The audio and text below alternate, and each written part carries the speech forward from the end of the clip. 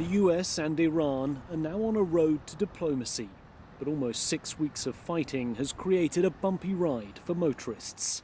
US petrol prices surged more than 30% during the conflict, pushing past a national average of $4 a gallon, or more than $1 a litre. The consumer is definitely continues to get strained, whether it be you look at the credit card debt and credit card delinquencies, same with automobile debt, automobile delinquencies, and just overall consumer debt. All these issues, we know that with the K-shaped economy, there's some real stress. So people seeing a better price there, and so they're taking a much more serious look.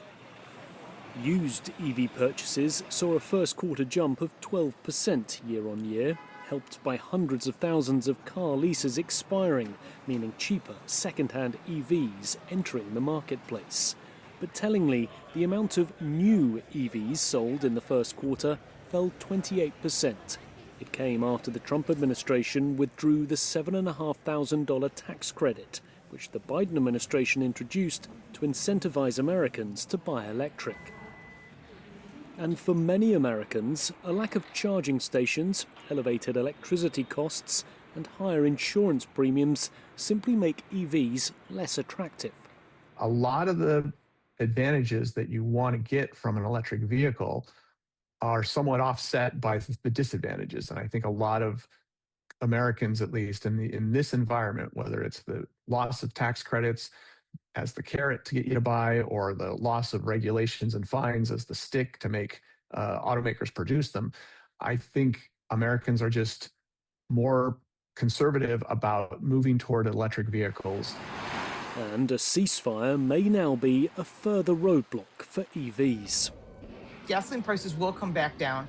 And they're saying if we get to an agreement that their gas prices are supposed to drop even more dramatically to lower than they were beforehand, if that's the case and gasoline prices drop below $2 a gallon on average across the entire country, electric cars don't make any sense at all. For now, though, with uncertainty over the Strait of Hormuz, the US Energy Information Administration is warning fuel prices will remain high and perhaps rise even further. Petrol prices have a habit of rising quickly but falling slowly. So even with the ceasefire, it may take some time before the White House plans are felt at the pumps, giving an extra boost to the electric vehicle market, accelerating sales, while higher petrol prices continue to drive interest. For CNA, I'm Nick Harper in Washington.